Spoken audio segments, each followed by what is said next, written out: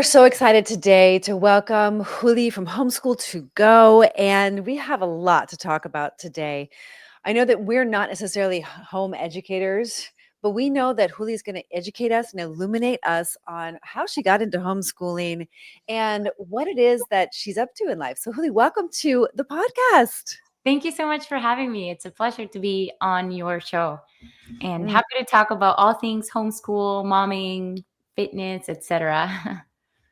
It is a big topic and one that I think a lot of moms are not aware of, like what the options are. I know I certainly wasn't. So, how did you get into all this? Like, where did it come from that you decided to start making this your mission and your focus in life? Yes, for sure. So I was a teacher for about 10 years and I taught at Cambridge schools, Montessori, Waldorf. So it was, it's what you would call like the top of the line as far as education goes. It's models of schooling that are holistic and go beyond the norm of just academic schooling that it's typically taught in the public schools. So I taught for 10 years and even though I thought the methodology, the content, and the approach was great, I still felt the system and the structure wasn't conducive for the children. I felt that constantly, although I'm a very passionate teacher and I love the connection with the kids, I was exhausted every day and I was never satisfied with the, let's say, like I knew that I was creating a good impact, probably better impact than I would say most teachers, but I knew that it's more about the setting. Each child requires an immense amount of focus and personalization. And that's something that in the setup of a classroom, when one teacher has a responsibility for 18 children or more, depending on the district, it's nearly impossible to do it right. And another thing I noticed while I was a teacher was that a lot of the kids that had involved parents in their education were remarkably above the ones that didn't. So it became clear to me, even without being a mom, that the involvement of the parent was number one. And so with that experience, I always knew I would homeschool my child. And then when I became a mom, I started researching programs and I couldn't find something that checked all my boxes. So I created Homeschool to Go. And through that, I've met so many hundreds of families that had the same experience. Nothing checks all my boxes, but this does. So now that's what I do. It's my mission and my purpose and the thing that brings, other than my family, the most joy to my life is connecting with parents that want this for their children and feel maybe a little bit insecure about being able to do it themselves. And so what we do is we just give them all the tools that they need and the teacher support so that they can feel at every step of the way they're doing the right thing. Amazing. That is so exciting. And honestly, it is a solution that this country needs today, and especially after COVID. I know public school re-enrollment is at an all-time low, at a historic low, because I think parents are clear that they may not want to vaccinate their children with the COVID vaccine specifically, let alone other vaccines. I know in California it drives families out of the state. That's where we are, and it's a really big issue with everything that we're learning these days about what's going on in public school. Now, I was I had Penelope in Montessori school when we got back to the United States because she was raised overseas. And I thought, it was a pretty good system, right? And everyone translates Montessori differently. Definitely affects how you function in the world. Like how she does her work, and then she sets it up, she does it, then she cleans it up. Like she definitely have that like structure. And then we found out that she had this language-based learning difference, also known as dyslexia, that she was also labeled with ADHD, which I'm not sure that's actually a thing. Do you believe in ADHD? I'm curious about your take on that. Um, I mean, I'm not an expert on the matter. I think that the symptoms that are describing of the condition apply to most people. And I Right? think, yeah, and I think that more than it being a dysfunction is just like a result of living in a world that's overly saturated with fake dopamine, and like fast results. It's like, like all those symptoms apply to me. However, I have learned to use it in a way that like, like constantly trying to be productive and all these things, and how to use my focus properly. I think most people have this. And I think it's very unfair when children get diagnosed with it with a negative connotation in the school specifically, because children are not naturally meant to be sitting down all day. So if you No. take a child out of their natural space and you make them do something that is not natural or healthy for their development, it's expected that they would create resistance against it. So now when they create resistance against it, it's like, oh, they have a condition, medicate them. And it's just a way for the system to work better. And it's not it helps the system. I don't think it helps the children. I Um, I think I agree with you. Sorry, but like it helps the system for what? Like to get the teacher through the day? Long term, it doesn't help the system. I don't believe. Long term. right, right. Yeah. And I guess what I'm trying to say is that I believe that the system is not conducive and it's not a good system. So anything that you have to do to maintain that system is probably not good either.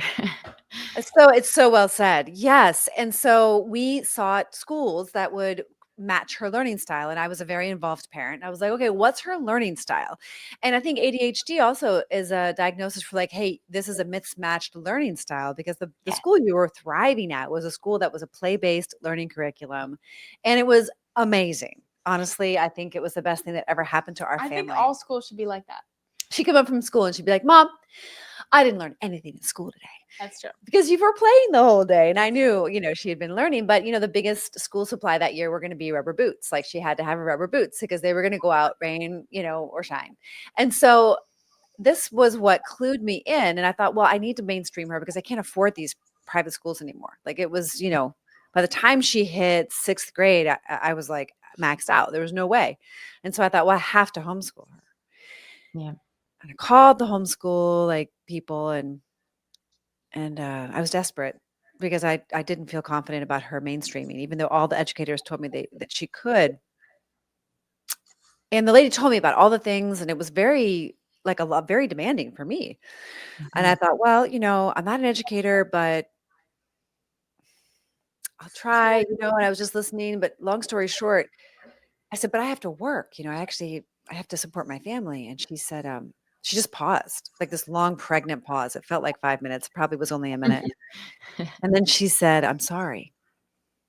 And I remember hanging up and crying, like just sobbing, because I knew that's what she needed, even though she wasn't very receptive to my teaching.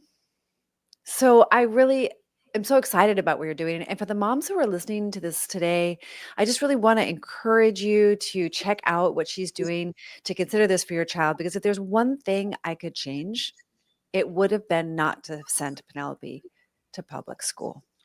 I think that story that you just told me about how you were feeling when you were trying to make that decision, it's where I do the interviews for the parents that come into a program. And every single parent that is in that interview is in the position you're in. I haven't met the first one that is it's saying, oh yeah, I got this. And what you said about working, there are ways that you can schedule your day to make it all work. Like I homeschool my child and I also run a big company. So I feel that it's just about finding the right person to hold your hand in that moment. And if you use, let's say, like the authorities in the system or like in to guide you, that's not always the best, because they're always going to want to steer you towards what's easiest, which is the public school system. I find they're more likely to push you away from homeschooling than into it. I think one of the best ways that you can like step into it when talking to these authorities for submitting your letter of intent and whatever it is that needs to be done in each state is to be well informed about what is the process. And that's why also as a part of our onboarding, we always give the parents the guidance to make that first step. But yeah, I think you're not alone in those feelings. Well, that's good to know. And we went through this experience of public school, which it led Penelope down a very dark path of bullying, of processed food addiction, which led her to be 320 pounds, suicidal, anxious, depressed, overwhelmed, almost dropped out of high school, like all the things a parent would never, ever want for their child. Right. And, I can't blame the school entirely, right? I mean, there's a lot of different factors, but I think that when COVID hit, that, she was forced to be homeschooled essentially, and it completely turned her situation around. Mm. And there are a lot of moms out there who haven't turned the situation around and their child is still an addict, and so on and so forth. And you talked about a lot of false dopamine in the environment. I mean, I'd love to hear your perspective on some of the remarkable turnarounds you've witnessed through some of the students in this homeschool environment. For sure. I will tell you stories that are more personal, like in families in our program. But I also want to say one thing is there's this study that I love talking about when this topic comes about. They did a study on these children that lost their parents during World War II, and they analyzed the growth, or they measured the growth of their brains, and they compared the children that had present parents at home, and then the ones that didn't, or the ones that were in foster homes. And it was incredibly different how the minds of the brains of the children that had present parents were growing at a much faster pace. And I think I think this must have been in the study, but it's really coming from I'm speaking from what I know. So when you are in survival mode, which if you're a child, especially in an elementary age gap, like from 0 to at least 9 years old, the way that you find safety, to feel safe, is through feeling belonging. And that belonging, I'm sure this is going to speak to you, Penelope, is very easy to find at home, whether your mom is a teacher or not a teacher. And it's not easy always to find in the school, because the belonging is not going to come from the teacher that you see in the class and is looking at 18 kids. It's going to come from all the other kids. But all these kids trained or qualified to be the guide or to know how to supply these needs. They don't. So then what the child ends up doing is they end up abandoning their own truth and their authenticity, which is the key for learning and growing. And then they end up just doing whatever is needed so that they can fit in, to get that belonging that they need.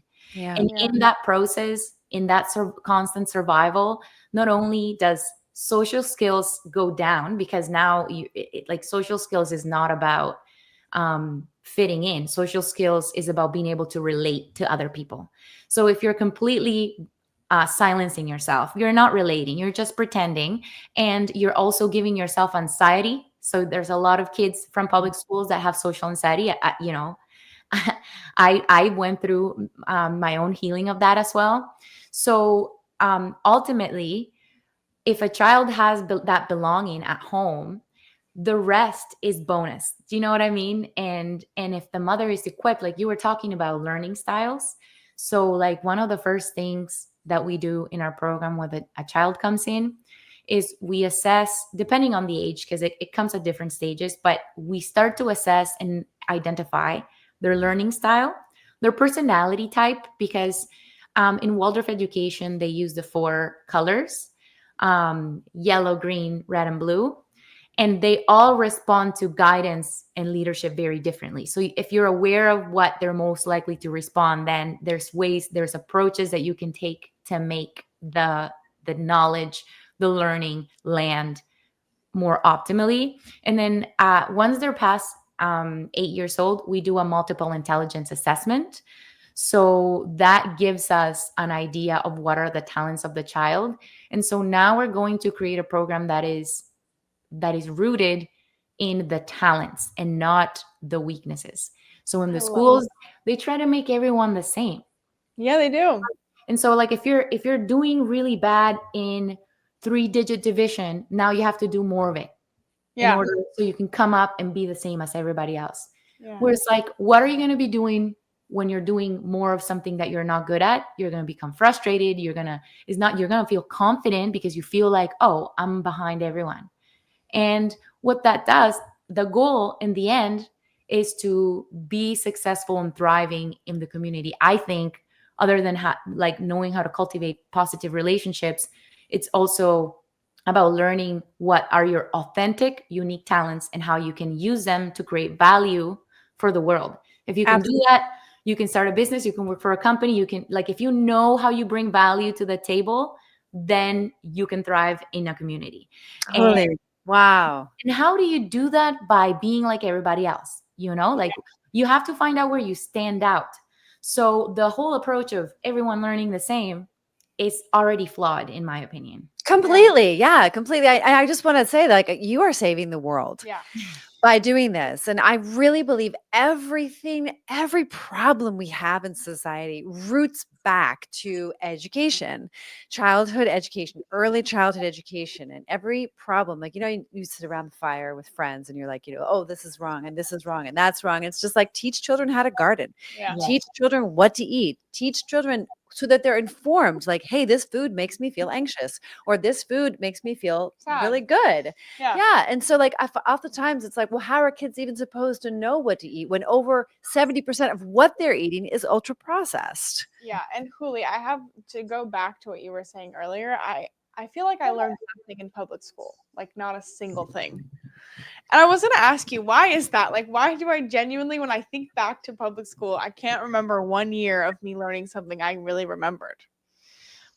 I think it's because a lot of the methodologies in public schools is all like memorization, Yes. and obedience. Yeah. So they created the public school system when the Industrial Revolution started, because like factories were built. Parents now weren't working on the fields at home with their families. They were now going to a factory to work. Mhm. It's kind of similar, like since COVID, it's changed a little, but it's kind of similar how our world was looking before COVID. And so when parents started going to work, like, what do they do with the children? So they would bring the children to work, and the children didn't know how to follow instructions. So they were getting accidents, like losing limbs and like crazy stuff like that.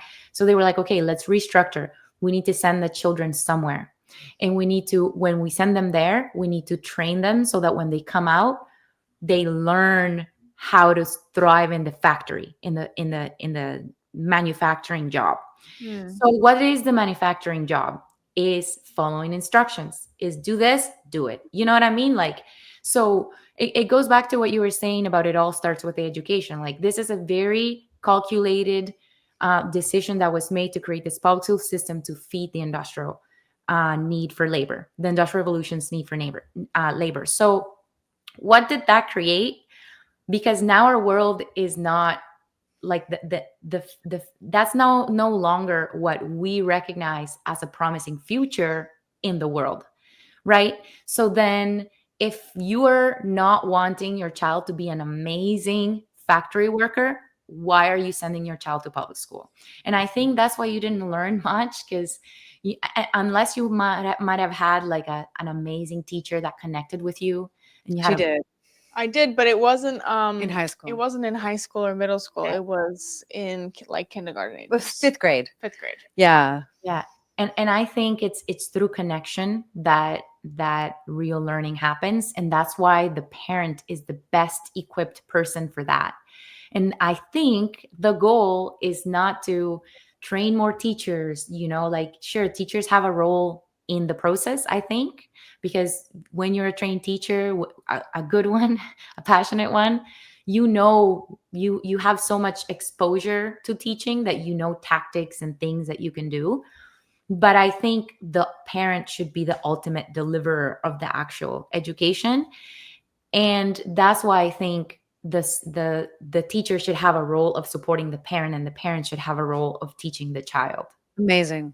Amazing. Okay, so I got to talk to you about feminism, because our generation, I mean, you're I think you're younger than I am, but my generation, so let's go back. My grandmother, it was taboo for her to work. No way was she going to work. That would have been not okay. My mom, somewhat okay. Even still taboo for her to work. Now, for my generation, it was expected that we work and be a provider, if not equal provider, if we could.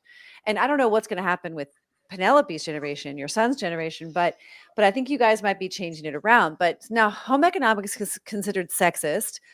Being a homemaker or homeschooling your kids and and being a homemaker is considered anti-feminist.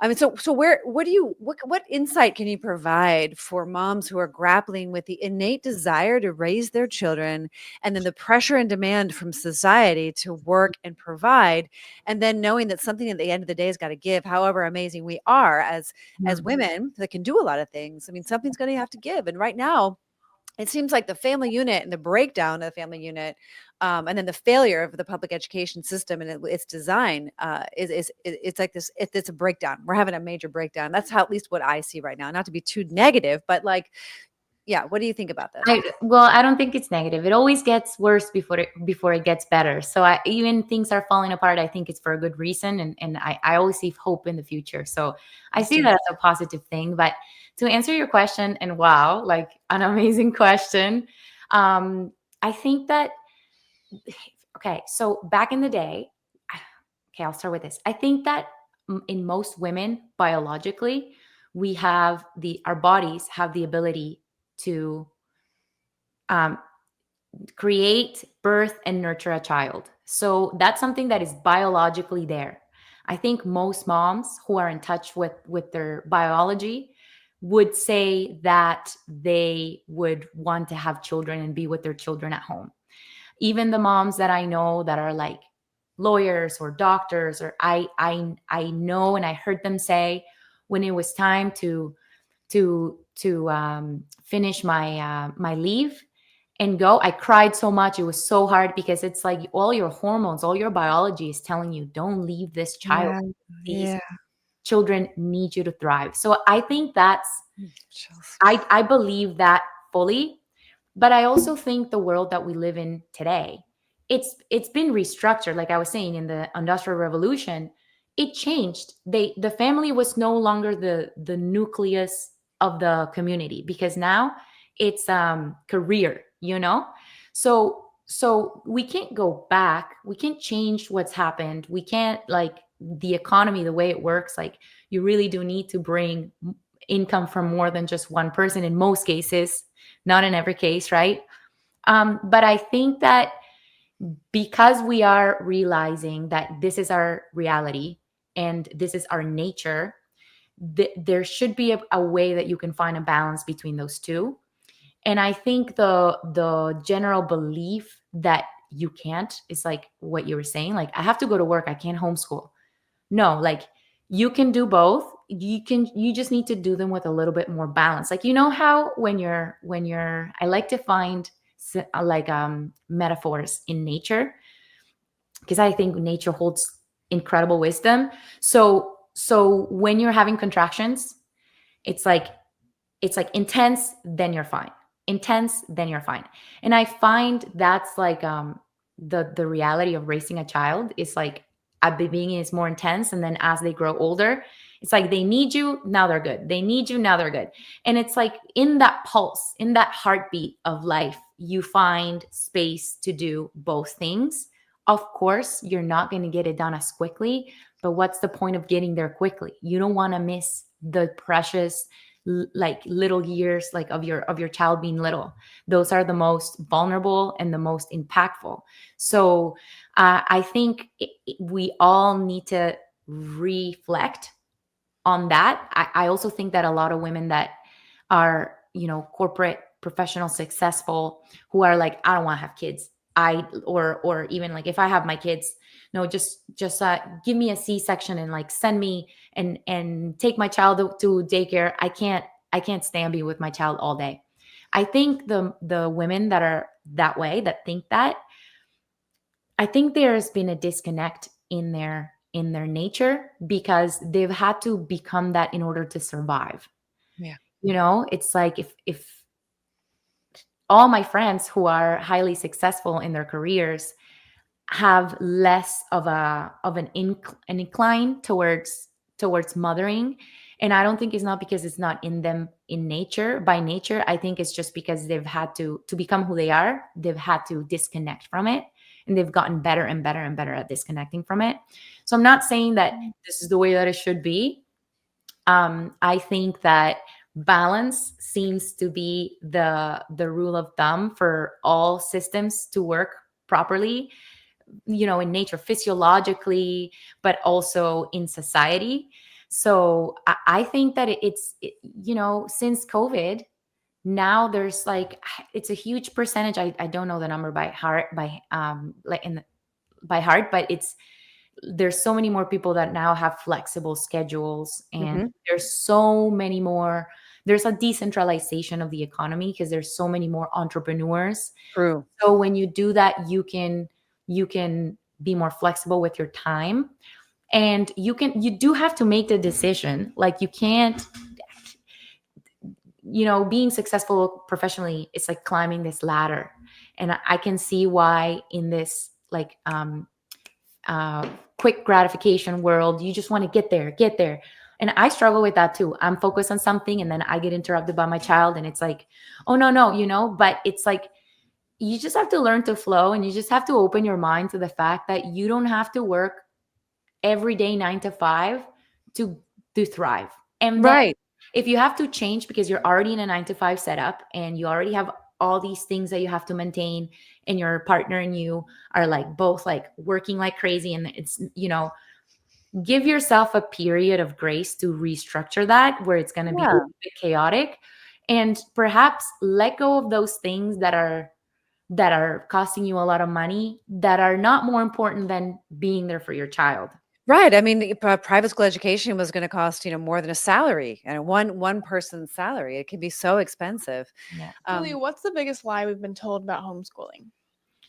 I think it's the myth about the socialization. I think is the biggest one. I like Yeah, everyone. they talk about that all the time, like, oh, they're gonna be so isolated and have no friends. Can you dive into that? Absolutely. Well, I kind of already talked about it a little bit, but I'll go into it again. They say, oh, your kids are not going to be socialized, or your kids are not going to know how to have social skills. It's actually, the studies show, and I can send you the links of like where the like Yeah, I love it, that. it's something about like 80% of peer-reviewed studies show that homeschool kids are significantly above average in terms of psychological, emotional, and social skills. So homeschool kids are more social. The reason That's is amazing. they grew up with a mom and a dad, maybe just one of them, who knows, that accepted them the way they are. So when Mm. they go out there in the world to socialize, to connect with other people, they connect from a place of like, I'm me and you're you. And I think this, and that. And you think all those things. And we can still be friends because all I know is being free to be myself. So I can do that for other people. Kids that go to school, opposite, because what I was talking about, the belonging earlier. So it's a collective mindset. So it's like, if you don't think like me, you're not accepted. That's not social skills. And then the other thing too is you never, like, when in life are you with people of the same age? Like, here we are, we're all different ages, and I think we are getting along just fine and doing some good things together. So the social skills that we all have are playing a positive role in the result that we're creating together. So you don't have, like, in the schools, they put you in a classroom with all the kids the same age. Where is the good in that? Because in Montessori schools, they do it a little bit different. They put different ages together, and that's a good thing because then the little kids get to learn from the big kids, and the big kids get to feel like leaders. They have something to offer. So being exposed to people of all ages is something that happens in life naturally, unless you're like humans are social by nature. yeah. So if you're homeschooled, like my child he's so social. He likes to talk to everybody. He likes to, and I think like that's like, he's never been to a daycare ever in his life, but I expose him to people that are in my life. We all thrive in community. So eventually I do think if you're a homeschooler, you do need to put some sort of emphasis in having a community around you. But that's not just going to help you with socializing your child. It's going to help you with everything in life. Community is important for thriving. That's how we became what we are. So Um, Okay, and now what's the biggest lie we've been told about public and private schools? Biggest lie told about public Or and misconception? I think is the whole thing about like this is a necessary step for children to thrive. Because again, those systems were invented they're outdated. They need to be reinvented. And so, like I said, I think the public schools more specifically, teach everyone to be the same. So if everyone is the same, how do we create a complemented community Hmm. where everyone can offer different value? You know, and I think people struggle a lot with that, like finding what it is that they need to do and what are they good at. And I think it all comes from, first of all, not having confidence because they go to a school where they're measured and graded for everything. So they constantly need external validation to know if they're good or not. Hmm. Then that's one. And then the other one is that you have every person has all these talents and all these skills that they could have developed early on and they didn't because you just needed to learn, I don't know, the capital of all the states. I did not get that. When they did that, I failed that for sure. Right. Well, yeah, but she's right. And so I oftentimes thought, well, maybe at least seniors, it's almost like you get all the support when children, when you're pregnant, and then when it's when you're like a toddler, and then you have all the support, and then all of a sudden you're 18 and it's like, you're good to go. Good luck. You're an adult now. And it's like, no, I mean, you have to know what your purpose is, why you are here, what you do better than other people. And Yeah. it's a really huge gap I see in both health education and in real education, because like you're right, artificial lights and sitting down all day staring at the teacher is not a normal environment for a child, and nature is the teacher. And this disconnect that you've been describing in a number of different ways, I think, is one of the biggest problems that we're facing with our health, especially. I mean, our focus is really on health. Penelope was able to reverse her obesity. We help women reverse obesity, and it's a really big disconnect from their bodies, from who they are, who they were born to be. So much so that they're hiding, behind hundreds of pounds of excess fat, and then they've gotten depressed as a result of it and hopeless. And it's like, we could have like ignited the spark and kept it burning, if we had known better earlier on in life. And so I think that this idea of children living at home or in cohorts, like I'm sure you have people who do group, I would imagine group teaching. I don't know if that's true, but homeschooling, I think, is also, I've seen that at least before, where you have cohorts, but doing it outside in natural sunlight, where people are actually cooking meals. Like Penelope was born in Switzerland. The moms still cook lunch for the kids. They come home for lunch and then they go back to Love school. that. So cool. What do you think about like the health aspect of just kids who are homeschooled? Are they healthier? Absolutely, they are. I think that um, if you're at home more, you cook more. Like I can't speak as far as like generally speaking. I do think being at home makes you more time, like not having to leave your place, not having to find snacks that you can pack. They're packaged. Like you go to the grocery store and there's two options. You buy the ingredients and make everything from scratch, or you buy to go. And if you buy to go, you have to accept the canola oil, perhaps the dyes, if you're not, like, even when you're a healthy person and you're trying to, it's like playing, like you're like dodgeballing, you know what I mean? And so I think naturally it's easier to be healthy if you homeschool, for sure. Like not having to have the worry of having to pack a lunch ever. Whew, so nice. But then I also think that most of the moms that come to me are healthier by nature because they're the kind of people who, instead of just following the mold, they question. They've seen that our world is not structured for us to succeed. And so in most cases, and so they question. And so when you are trying to be a healthy person, it does feel a little bit like you're going against the grain. When you're not sending your child to school, you're also feeling like you're going a little bit against the grain. So it feels like this going against the grain is something that is common in families, in parents that um, are looking for something better for themselves. So I Mhm. do think there's a lot more health in the homes of the homeschoolers. It's such an important topic. I really, I really also underestimated. I also The want to say, sorry, I don't mean to cut you off. I just want to add to this. In our program, we have projects to help children like become in contact with that knowledge like early on, like create a meal plan with their parents and all that stuff. And there's a lot of cooking in preschool programs because you're mixing things, you're seeing the different states of the matter when you bake something, when you freeze something.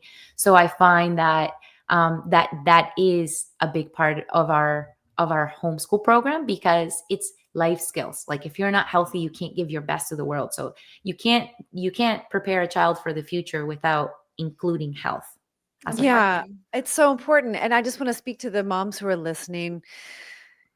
I fully underestimated the power of ultra processed foods.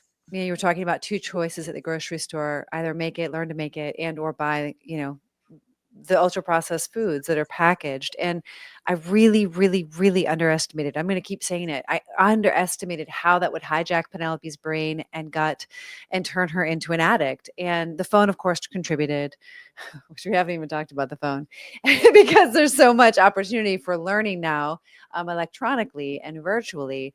And you're also going against the grain in that too. But I just wanted to like put that out there as a little bit commercial break. Like, hey, parents, stop serving it. Please stop buying it. Stop giving it to your neighbors. Because if she wasn't getting it at school, she was getting it at the neighbors' houses.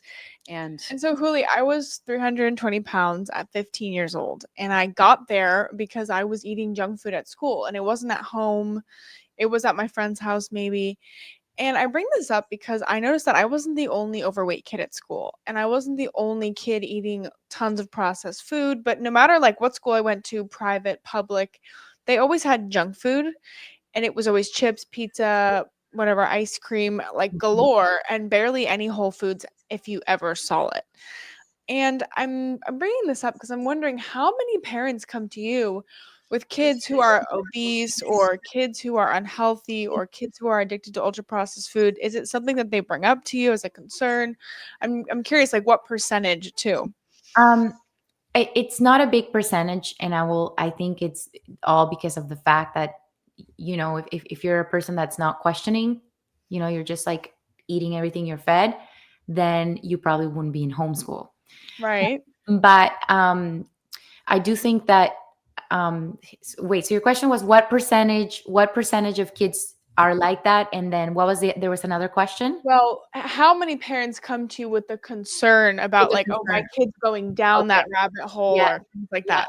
that? More than a concern, that they're going down the rabbit hole, I would say what they come up to me with it, they just like to talk about it because it's a big part of their lives. Hmm. Like it's like something that you talk about what you feed your children, what you eat, what you make. Like I feel like that's a part of conversations in most cases. So I do talk to the parents about it.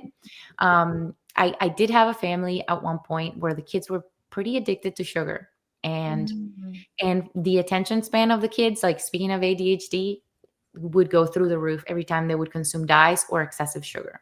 Wow.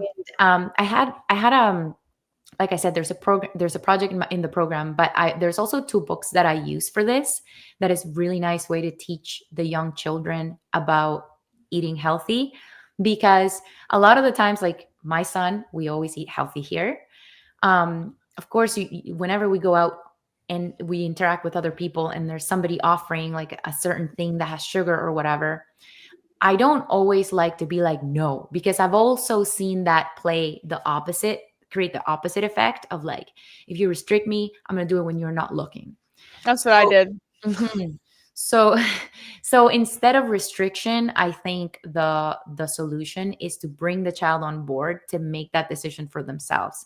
And in the earlier years, storytelling is a very effective tool for this. So I'll do it real quick. My child is 4 years old. I'll send you a video where he is the one talking about this. Okay, he's like explaining it. So the book talks about how when you eat good food, there's like the good foods, you feed the good bugs in your belly. So the good bugs is the healthy microbiome. Mm-hmm. And then when you eat the bad food, which tastes so good and is so addictive, you feed the bad bugs in your belly. And so whoever you feed the most, they're going to create a bridge or a, I don't know, some sort of a tunnel. I can't remember what the word is, from your belly to your brain. And when they build that brain, if the good bugs get up to your brain, you're faster, you play more, you're not as tired, you're kinder to your friends. No, no, no, no, no. I love And if you do that to the bad bugs, then it's the opposite effect. You're tired, you're cranky, you're not as fast. You're, for boys, that being fast is important. Like it's when you tell that story, then now they understand. It's like, okay, we live in this world where there's this temptation for really tasty, sugary stuff that I want, but I know that if I eat it a lot, it will take over me.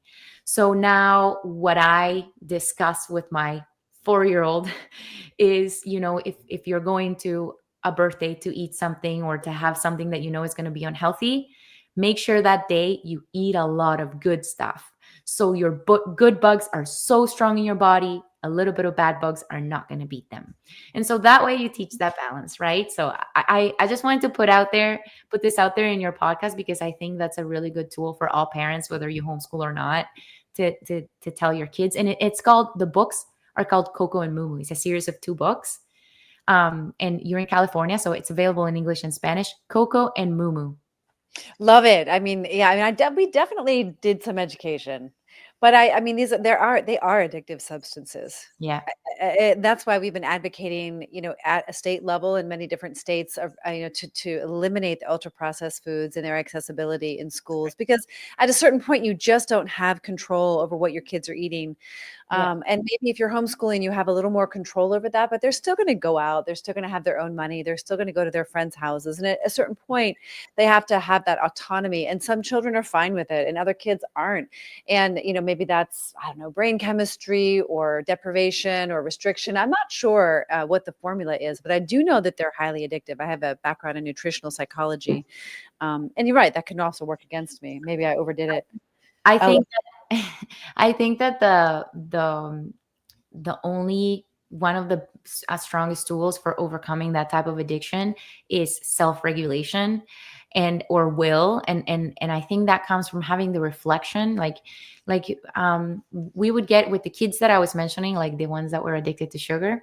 We would get them to do like a journal, like if they would write what they ate that day, what they did, and how they felt.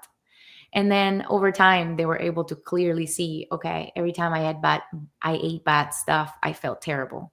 So now they're aware of their power. And that's another thing I always talk to all my students and also to my child about is I reassure and I validate that inner power that you have to be your best version. And so I think that comes in, like the health part comes into there. um I think we all have this innate desire to be something valuable in the world. Yes. Like through that you connect with others and it's just such a happier life. It is, and I think the parents have to be responsible for modeling Yeah. these behaviors that, they like to make food, that they choose healthy food, that maybe they even know they're farmers, that they go to the farmers markets. We go to this farmers market on Saturday mornings, and it couldn't be any more different than going to the grocery store to buy vegetables. Maybe they're the similar vegetables, right? They're just snow peas or sugar snap peas, and it's same ones in the grocery store, but it's a completely different experience when you're surrounded by, passion fruit vines and, earth underneath your feet and, birds Flowers, chirping and butterflies and bees. And it's just like, it's so important, I think, for children to understand the cycle of nature, like you were saying, to really get connected. And I think parents modeling that, going to the farmers markets, Yes. knowing the source of the food, getting the kids involved, even getting their hands in the dirt. Like I used to grow sprouts in the kitchen, and she got involved, but she also traded them in school. That's true. I did try to trade them at school, and people were like, "I don't want your grass, Penelope," and I was like, "Oh." because I would want their Snickers, and they didn't want my grass. But you did some education. I did some education on the way. Yeah. Yeah, with her friends. Her friends' moms would call me and be like, "Well, Penelope really scared Pierce the other day at lunch. She told him he was going to die because of all the junk food he was eating." We all learned. Huli, before we close, I want to know, what does your exercise look like for the homeschool program? Because when I was in school, we did like, I don't know, 3 days a week of exercise, but really we need a lot more than that. And school puts us in a chair all day long in a box in a dark room. So I'd love to know, how are you getting the kids in your program to move their bodies and get their Yeah. families moving? Because our population is very sedentary. So I'd love to hear that. Yeah, our program, all of our projects, if not most of them, require children to go outside. Like even in the winter, we'll do like for preschool, for example, like little like pop, like ice ornaments that they can hang outside. And so we do include going outside within our program. We also like in later grades, like we have some projects that we created that are like sports projects for like boys love this, but there's also some sporty girls and everything. So but I also tell the parents, I help them to structure their days when they're homeschoolers. So let me give you an example of like the rhythm of a homeschooler. So the way that we help them structure it. So the work that we give them to do, which is like, let's say kindergarten, you're learning numbers, pairs, so this is some work that you're going to do, like walking around your house looking for things that pair together. So you're walking around, you're sitting down a little bit, but you finish all of that in about an hour, maybe 2 hours. Okay. So you do the sit down work in the morning in the AM block, because you always want to do whatever's harder first. So it would be opposite. Like if you have a child that's naturally sedentary, which it's unheard of unless they've had different habits. So if they, whatever's the hardest thing, do that in the morning block, because it only takes them about an hour or two to finish the actual sit down work. We always encourage the parents in the PM block to do things outside, to enroll them in sport. There's some exercises that we give them because we do personalized education. We can create that for them as well. But yeah, we always offer them to think it in terms of the rhythm. The heartbeat is like contractive, expansive. So everything contractive is sitting down, mental, and expansive is like exercise, like moving, so there should be a balance between those two. Amazing. Well, thank you so much for being with us today and sharing your wisdom. We hope that this has been an inspiration for all the moms listening and daughters. There might be some daughters listening too. And Huli, what would you like to leave all of our audiences with? Some words of wisdom, words of encouragement for the listeners. I just want to say that if you have the desire of giving your child something better than what you got, and you have insecurities and all these doubts, just having the desire is enough to make it work, because there are tools out there to help you thrive with that. And the impact that you can make in the world through the upbringing of your child compares to nothing else. So if you have that desire, follow it with all your heart. You will not regret it. Thank you so much, Huli. I think that parenting is by far the biggest responsibility and the greatest opportunity for learning and growing and loving. And I just thank you so much for all the work you're doing Thank you. and all the light that you're bringing to the world. Thank you so Thank much. you And so much for having me. if you're watching today, we really want you to share this episode with somebody you know it will make a difference for. And don't forget to like this episode as well and subscribe if you haven't already. And we will see you all the time.